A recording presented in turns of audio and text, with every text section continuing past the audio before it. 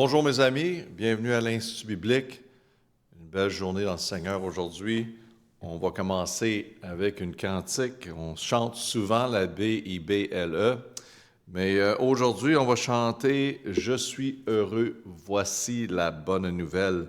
Je vous l'avais déjà entendu, je crois. Si vous êtes nouveau, probablement pas, mais on va l'apprendre ensemble. Je suis heureux, voici la bonne nouvelle. Jésus a ôté tous mes péchés. Et je chante car la vie est belle. Jésus a ôté tous mes péchés. Autrefois la tristesse gagnait mon cœur, mais la paix est entrée avec mon Sauveur. Et je chante, car la vie est belle. Jésus a ôté tous mes péchés. Amen. Donc, la semaine prochaine, j'espère que vous allez la connaître encore plus et chanter avec moi de tout cœur. Donc, les dirigeants, si vous n'avez pas, je vais vous l'envoyer pour être certain que vous pouvez l'avoir pour le live, afin qu'ils peuvent voir les paroles. Bien sûr, c'est plus simple pour chanter. Et donc, conseil biblique, comment comprendre l'adversité, ça va être la dernière leçon de 4 leçons qu'on a eues à ce sujet. Et bien sûr, on répète au début, c'est très important de reconnaître que notre première réaction face à l'adversité ne devrait pas être d'essayer de l'éliminer, mais de lui permettre de révéler notre véritable faiblesse, notre besoin pour lui. Donc, quels sont les objectifs de Dieu en permettant l'adversité? L'adversité peut être notre plus grande motivation pour la croissance spirituelle ou, au contraire, notre moyen de découragement le plus mortel. Et malheureusement, la deuxième partie est souvent le témoignage de plusieurs à travers des adversités. La différence, bien sûr, dépend de notre compréhension des desseins de Dieu à travers l'adversité. Donc, on va prier. Père éternel, merci pour cette étude et rouvre nos yeux et nos cœurs à ta parole et ces principes d'adversité. Ô Seigneur, aide-nous. Quand l'adversité va frapper à notre porte de nos vies, on prie, Père, que tu nous aides à reconnaître ta grandeur et que tu es en train de faire quelque chose afin que tu sois glorifié. Donc, Père, donne-nous courage, donne-nous la force.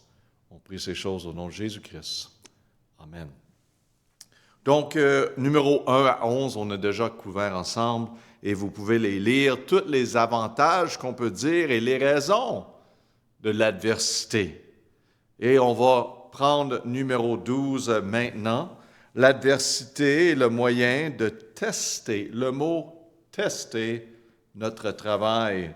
Chaque maison spirituelle qui est construite doit être testée afin de confirmer qu'elle est fondée sur la vérité. Quelque chose qui est solide.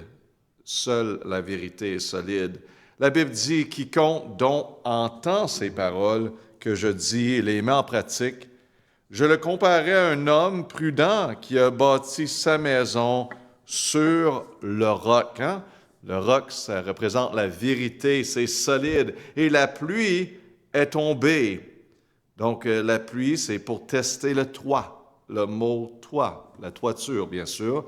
Et les torrents se sont débordés pour tester la fondation, les torrents, des inondations, une fondation solide est nécessaire. Et les vents ont soufflé pour tester la structure.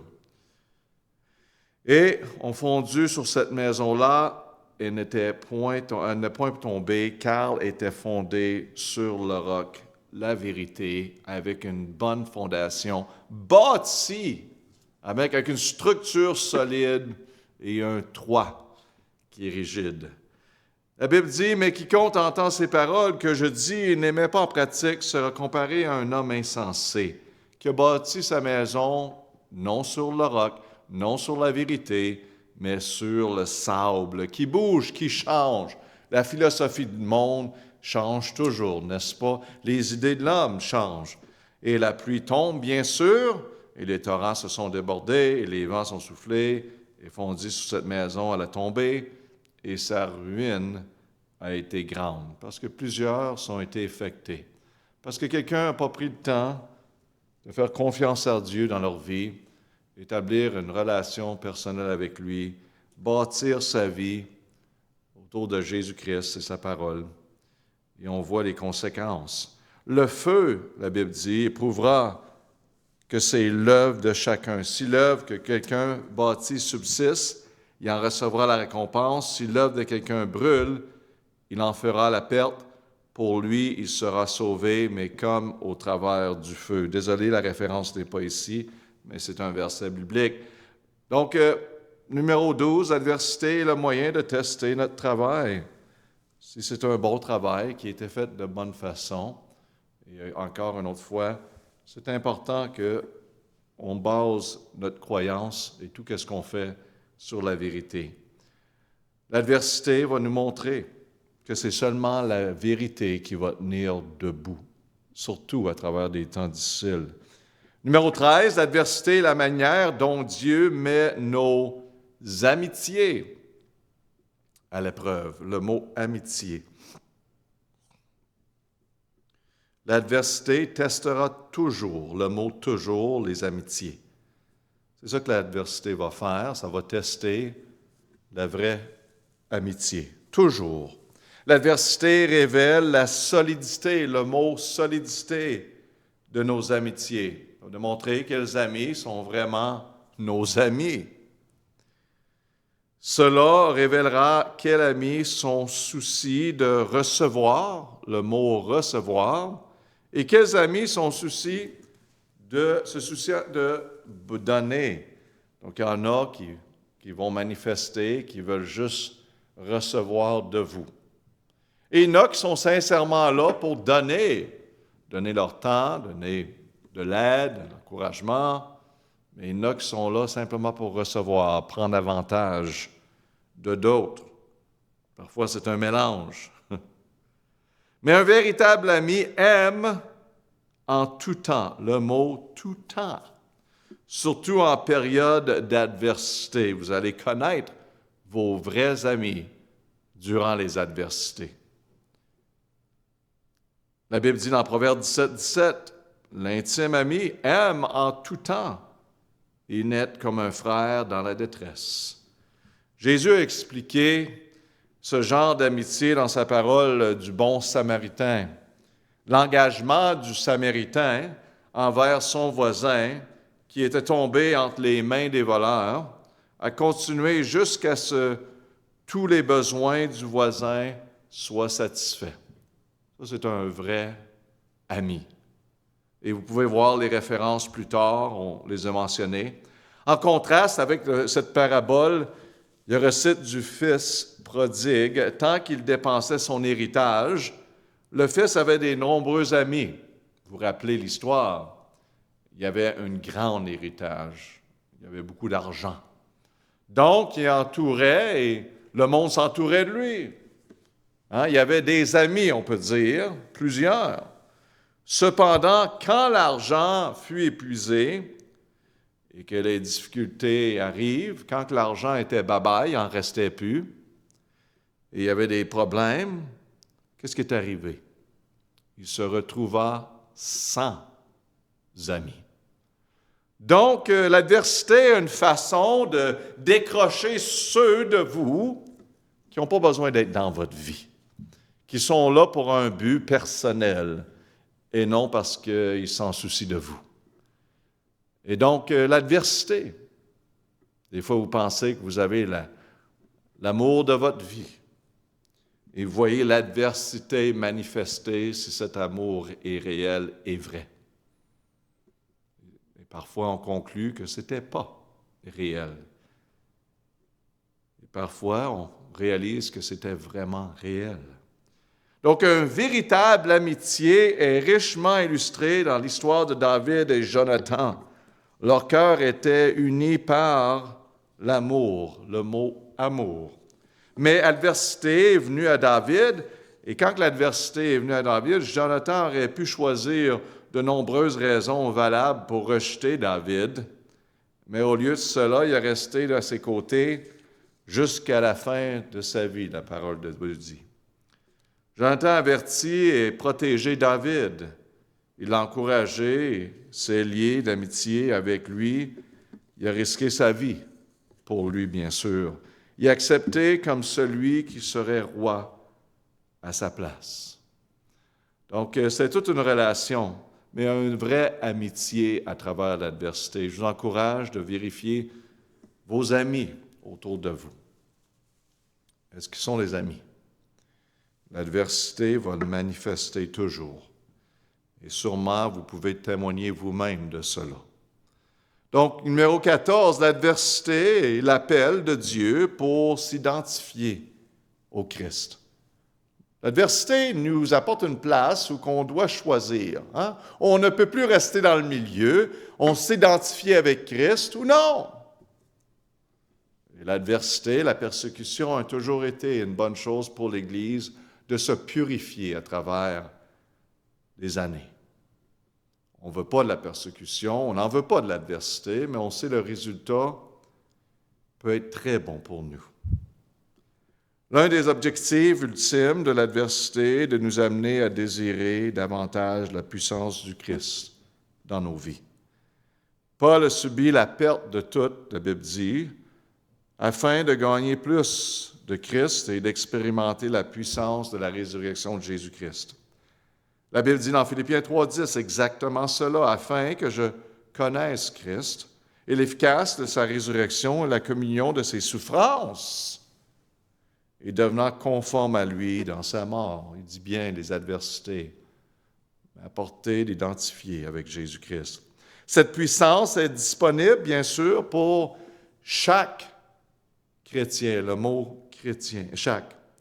Lorsque nous recevons Jésus-Christ par la foi et que nous commençons à vivre dans sa vérité, les yeux, le mot yeux spirituel de notre compréhension s'éclairent et nous commençons à expérimenter, la Bible dit, l'infinie grandeur de sa puissance, conformément à l'efficacité de pouvoir de sa force qui est déployée en Christ, qui a ressuscité des morts et qui le fait asseoir à sa droite dans les lieux célestes. Bien sûr, c'est l'adversité d'identifier avec le Seigneur rouvre nos yeux spirituels, nous apporte un différent niveau dans notre vie spirituelle. Et c'est ça, n'est-ce pas? La sanctification, c'est devenir de plus en plus comme le Seigneur Jésus-Christ. Et la puissance de Dieu devient en réalité dans nos vies lorsque nous entrons dans la vérité. Dans Romains chapitre 6, 7, 8, on voit exactement cela. Comme exemple, dans Romains 6, nous apprenons comment savoir que nous sommes crucifiés avec Christ. Le mot crucifié. Voyez-vous comment on est démontré dans Romains 6, 7, 8, comment qu'on s'identifie avec Christ. Et c'est ça que l'adversité nous apporte une place qu'on s'identifie avec Jésus-Christ. Comme nous considérer comme morts au péché et quoi? Vivants. Le mot vivant pour Dieu. Et comment nous livrer à Dieu et nos membres comme instruments de justice pour lui. Donc on voit ici l'appel de s'identifier avec Jésus-Christ dans Romains. Et même dans Romains 7, nous découvrons un nouveau problème. Nous sommes encore vaincus par les exigences de la loi. Nous essayons de vivre selon les principes de Dieu, mais nous constatons que nous ne pouvons pas le faire. C'est un bon problème quand on réalise qu'on ne peut pas le faire.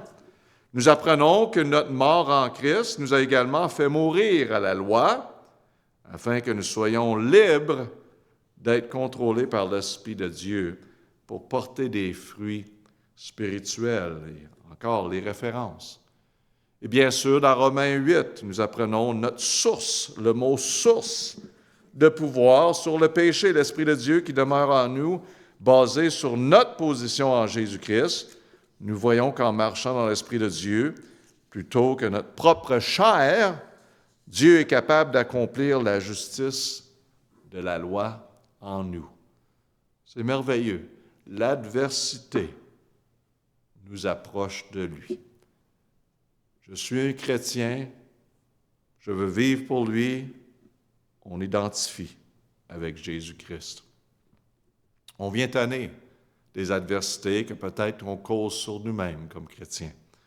Je parle à des personnes et parfois t'entends, « Pasteur, j'en ai assez. Je suis tanné de vivre comme je vis. Je veux changer. Je veux que les choses changent. » Ça vient de où? L'adversité nous appelle à changer, à s'identifier avec notre Seigneur. Numéro 15, l'adversité est une motivation à une transparence responsable. La clé de Dieu pour la vie, la paix et la sagesse et la réussite durable est une conscience moment par moment de notre responsabilité pour tous nos mots, pensées, nos actions, donc le mot et le mot action, attitude et motivation. C'est quelque chose d'être conscient continuellement de ces choses, qui sort de nous, bien sûr, qui vient de nous. Les choses qu'on peut contrôler, que Dieu nous donne à contrôler. On ne peut pas contrôler ce qui est à l'extérieur, bien sûr, de notre peau. On ne peut pas contrôler les autres. On aimerait ça que les choses changent autour de nous. Ça, on ne peut pas contrôler ça. On peut prier, car Dieu a le contrôle sur le monde à l'extérieur de nous. Mais qu'est-ce qui vient de nous, à l'intérieur de nous, on peut contrôler. Et on veut que l'Esprit de Dieu prenne contrôle, n'est-ce pas? Cette conscience continue est en réalité la crainte du Seigneur. C'est le commencement de la sagesse, la Bible dit, et la source de la vie. Ça, c'est la crainte du Seigneur. C'est le commencement de la sagesse. C'est là que la sagesse commence. Et la source de la vie. Lorsque nous perdons notre conscience de Dieu, nous devenons vulnérables à penser et agir comme si Dieu n'existait pas. Et en réponse, Dieu suscite des rappels, parfois des rappels douloureux au niveau humain, comme il l'illustre dans la nation d'Israël et comme on l'a vu plusieurs fois dans la parole de Dieu. La Bible dit bien dans Juge 2, 20 et 22, on voit ce rappel, « Puisque cette nation a transgressé mon alliance que j'avais prescrite à son père, et qu'ils n'ont point obéi à ma voix, je ne déposerai de plus devant eux aucune des nations que Josué laissa qu'il a mouru, afin de mettre par elle Israël à l'épreuve, pour voir s'ils garderont ou non la voie de l'Éternel, pour y marcher comme leurs pères l'ont gardé. » Encore, l'adversité est une motivation à une transparence responsable, être vraiment responsable. Il n'y a rien de caché. Qu'est-ce que vous voyez? C'est comme nous, dans mes mots, mes pensées, mes actions, mes attitudes, ma motivation, elle est pure. Je ne suis pas là pour essayer de profiter des autres. Je ne suis pas là avec une motivation pour moi-même, mais afin que Dieu soit glorifié. Et en finissant, l'adversité est notre préparation à consoler. Le mot « consoler » les autres. Vous savez qu'on passe à travers des adversités, des moments difficiles, des choses qui sont assez dures et des choses qu'on ne comprend pas. Parfois, c'est un décès ou quelque chose quelqu'un a été blessé d'une façon incompréhensible et même abusé. Et on ne comprend pas pourquoi le monde sont si méchants et toutes ces choses. Et les choses dans la vie qui nous sont arrivées, parce qu'un accident, bien sûr, des choses qu'on dit qu'on aurait peut-être changé le résultat si on aurait fait ci ou cela, ou on ne serait pas allé ici ou ça, ou on n'aurait pas pris cette décision-là. Vous savez, quand on commence à penser de cette façon-là, il n'y a plus de fin, n'est-ce pas? Et il n'y a plus d'espoir. Mais réaliser que Dieu nous permet de passer à certaines adversités dans la vie afin de consoler les autres. Et la Bible dit bien, béni soit Dieu, le Père de notre Seigneur Jésus-Christ, le Père des miséricordes et le Dieu de toute consolation, qui nous console dans toutes nos afflictions, afin que par la consolation dont nous sommes consolés de Dieu, nous puissions consoler tous ceux qui sont dans quelques afflictions. Car comme la souffrance de Christ abonde en nous, aussi notre consolation abonde en Christ. Donc, mes amis, comprenez que les adversités de la vie arrivent dans nos vies pour cette raison également, pour consoler les autres qui passent à travers les mêmes adversités. Amen. On va prier, Père éternel, merci pour ces études sur les adversités. Et certaines personnes qui sont à l'écoute aujourd'hui ont des amis, des membres de famille qui passent à travers des adversités. Et peut-être leur adversité pour eux, ils pensent que c'est un ennemi. Il n'y a rien de bon qui peut venir de ces adversités. Ils font tout pour rejeter, s'éloigner. Et Père, à travers de ces études, nous qui avons entendu et comprenons, on prie que tu utilises notre témoignage, notre vie, afin d'instruire les autres dans ces conseils bibliques. Et même, on les applique dans nos propres vies. Parce que les adversités sont pour tous. Et on voit ici qu'on a un Dieu qui nous aime, même à travers des adversités. Il démontre son amour grandement vers nous. Bénis cette parole dans nos cœurs, que ça prend racine en nous. Et Père, qu'on soit un témoignage de ta gloire. On prie au nom de Jésus. Amen. Passez une belle journée, mes amis. Good day.